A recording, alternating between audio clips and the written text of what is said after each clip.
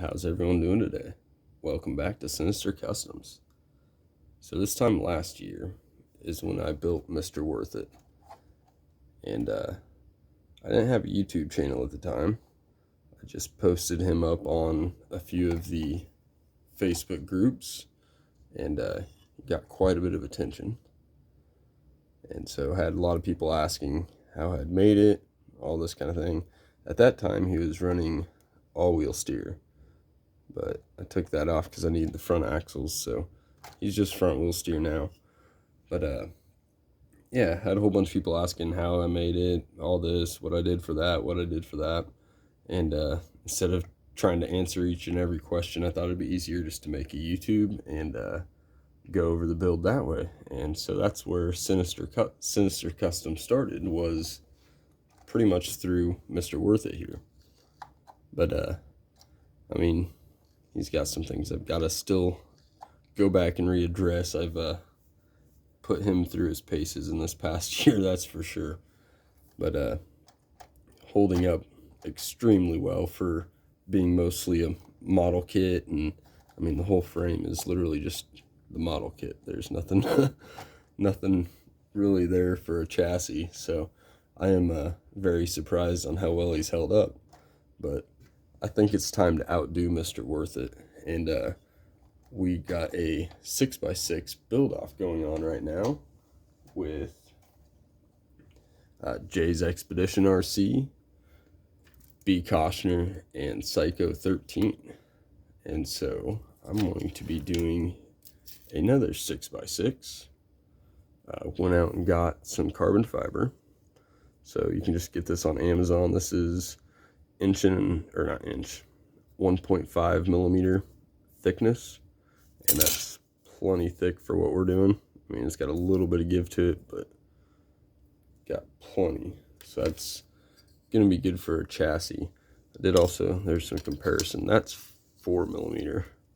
So I'm going to try to use some of this, cut this down, use this for some cross bracing, that kind of thing.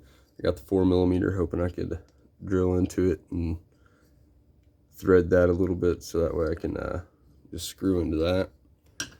We'll see on that. Got some axles and stuff to do. These are not going to be the ones I'm using, but just some stock axles. Get all my fitment down. I've still got to figure out where all my holes are going in the chassis. I've already got my pass through somewhere in a box, but yeah, of course, you know how 6x6 layout goes anyway. But I've got to come in here, and then of course I'm going to notch out for the axles once I know exactly where those are going to go. Yeah, I've got an interesting motor setup that I want to run on this. And the motors actually just came in today. So I'm going to try to run a twin BAM right up here somehow. We're going to see how that works. So I've got to get a motor plate. I've got some more of this carbon fiber. And I've got to make a motor plate to run both of the BAMs. But of course, I've got to figure out where exactly this is going to go.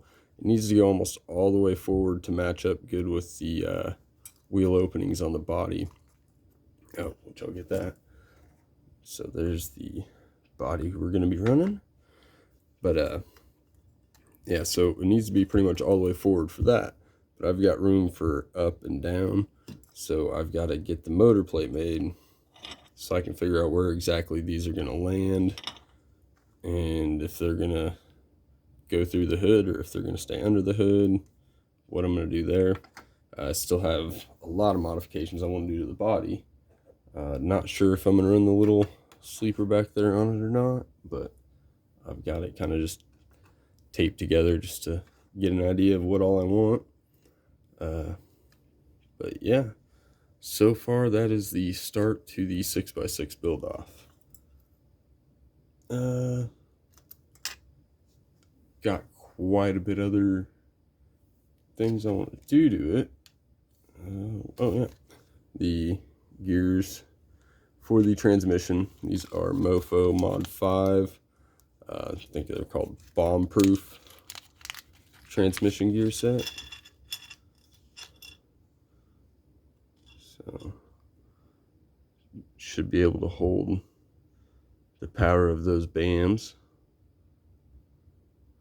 And those are both 4100 kV BAMs too. So gonna have some speed to it. But yeah, still got quite a few other parts I need to get coming for it. Of course, gonna be running the Mofo, what is that, best ever servo mount, something like that.